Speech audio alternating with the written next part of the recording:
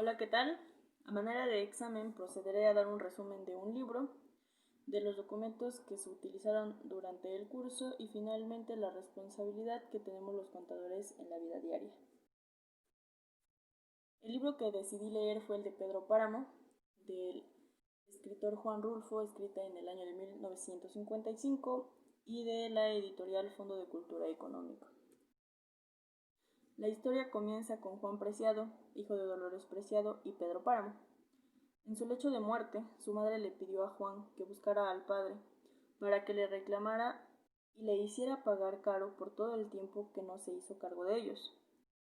En su camino a Comala, Juan se encuentra con Abundio, que lo encamina y le dice dónde puede pasar la noche, en casa de Eduviges. Una vez estando ahí, Juan se da cuenta que hay algo extraño en ese lugar y en las personas que allí habitan, pues todos están muertos y son almas que van penando y se niegan a ser olvidadas, incluyendo a su padre. Conforme va conociendo a nuevas personas, se va construyendo la historia de Pedro Páramo.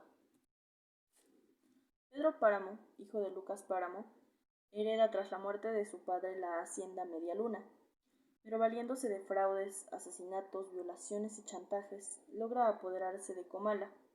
Su principal objetivo era estar con Susana San Juan, de quien siempre había estado enamorado. Después de ser dueño de todo, decidió asesinar al padre de Susana, Bartolomé San Juan, ya que él se encargaba de cuidar a su hija, tras enviudar a Florencio, lo cual la tenía con pérdida de lucidez. Antes de estar con su amada, se casó con Dolores, pero cuando ella se dio cuenta del tipo de persona que era, lo abandonó. Allí Pedro reconoció a su único hijo legítimo, Miguel, un joven corrupto, violento y asesino, también violador, que murió a lomo de su propio caballo, el cual Pedro le regaló. La historia se narra en épocas de la Revolución. Se relata cómo Pedro, siendo el cacique, colabora con ellos, les ofrece dinero y hombres con tal de no meterse con sus pertenencias. Para ese entonces Susana ya estaba bajo el cuidado de Pedro Páramo. Estando ella muy enferma y en el lecho de muerte, el pueblo hacía una gran fiesta, por lo cual se indignó y decidió vengarse de ellos, dejando que todo Comala muriera de hambre y abandonado junto a él. Finalmente murió apuñalado por un personaje poco relevante, lo cual nos indica que muere solo, viejo y sin mayor importancia.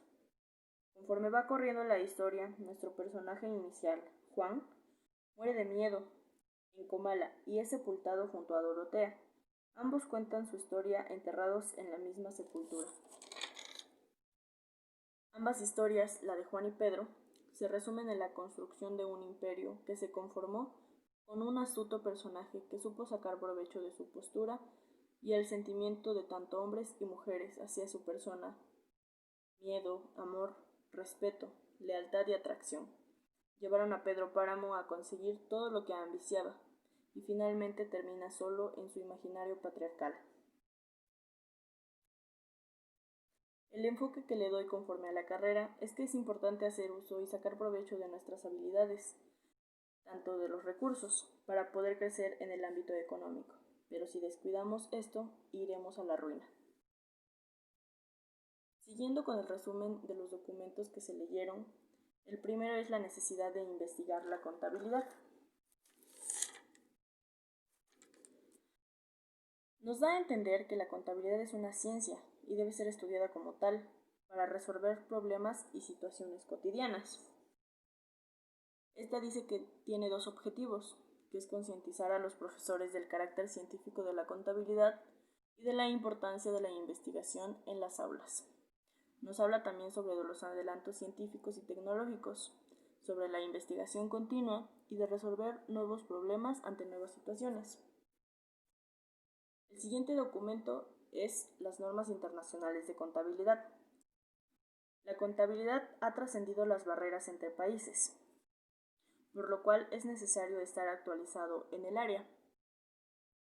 La armonización contable es un proceso que tiene como objetivo lograr una uniformidad entre la normatividad contable de diversos países. Es decir, consiste en un acuerdo entre distintas naciones para que la normativa contable alcance un alto grado de homogeneidad. Esto nos dice que debe haber una correcta estructuración y compatibilización de los modelos contables, porque es necesario revisar la vigencia de las disposiciones jurídicas. El tercer documento es la contabilidad y el desarrollo económico. La contabilidad siempre irá de la mano con el desarrollo económico, por lo que es necesario tomar en cuenta situaciones pasadas a manera de experiencia para la mejor toma de decisiones.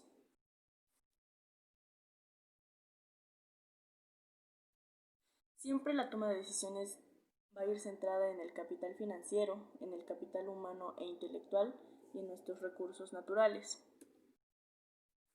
El cuarto documento es el comercio, es la fiscalidad internacional y el comercio electrónico. El comercio electrónico es cada vez mayor y por ello, como un buen contador y especialista del área, hay que estar al día con las nuevas leyes para determinar el manejo de nuestras actividades.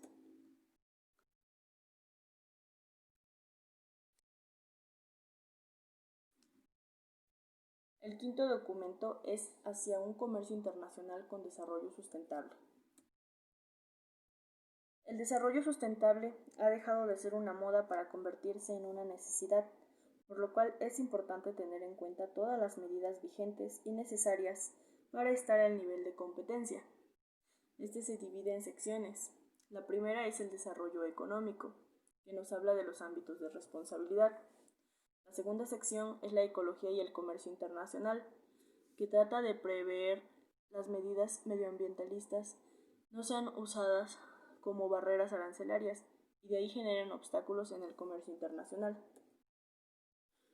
La tercera sección es la ecología y el desarrollo económico a largo plazo. Nos habla sobre la norma ISO 14000, que está compuesta por una serie de estándares internacionales que especifican los requerimientos para preparar y valorar un sistema de gestión. La cuarta sección es la ecología y la política social. Esta va enfocada en México.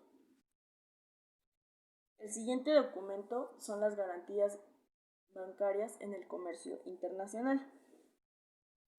Es de vital importancia conocer cómo se manejan estas modalidades a nivel internacional para poder trabajar con mayor conciencia de los efectos consecuentes de estas transacciones.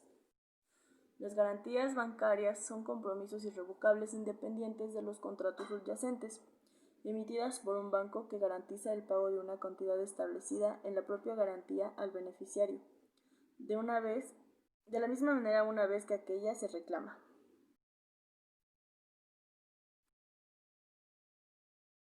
Las clases de garantías independientes, en primer lugar, distinguiendo las garantías bancarias en función de la tipología y el contrato garantizado. En segundo, atendiendo al criterio de número de entidades bancarias que intervienen en la operación global de la garantía. En tercero, formulando una diferenciación en razón de la forma de reclamación de la garantía.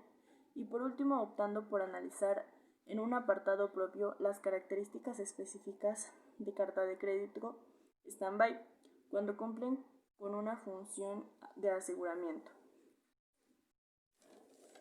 El documento número 10 es la articulación entre comercio internacional y biotecnología.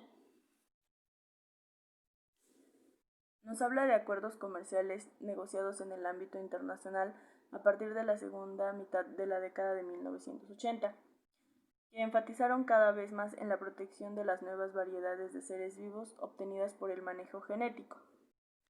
El área de contabilidad es muy extensa en varios campos de comercialización y debemos estar en la vanguardia para llevar de mejor manera nuestras actividades dentro del marco legal. Este nos habla de la propiedad intelectual que se lleva a cabo por la OMPI. El último documento es el comercio electrónico. La actualización de la forma de trabajo es de suma importancia para el comercio, sobre todo en estos días de aislamiento. Muchos usuarios hacen uso de las tecnologías y nos obligan a apoyarnos de recursos cada vez más sofisticados, pero de fácil manejo. Aquí nos habla del principio de diseño universal. Nos dice que debe ser con igualdad de uso, flexibilidad, simple e intuitivo. Debe tener información fácil de percibir. Debe ser tolerable a errores, de escaso esfuerzo físico y de dimensiones apropiadas. Como dato nos da que la situación en México ocupa el número 63 en cuanto a la adaptación de tecnología según un foro económico mundial. Finalmente, la aportación que damos los contadores hacia la sociedad. Hablamos de nuestra responsabilidad social. Todos tenemos la necesidad de tener bajo control nuestros gastos e ingresos. Necesitamos conocer las necesidades que tenemos en nuestra vida diaria, tanto en los negocios, los bienes y servicios que adquirimos o bien que prestamos a una tercera persona. La contabilidad no solo ayuda a controlar el flujo de efectivo, sino que también puede ayudar en la administración de cualquier otro recurso. Por su atención, gracias.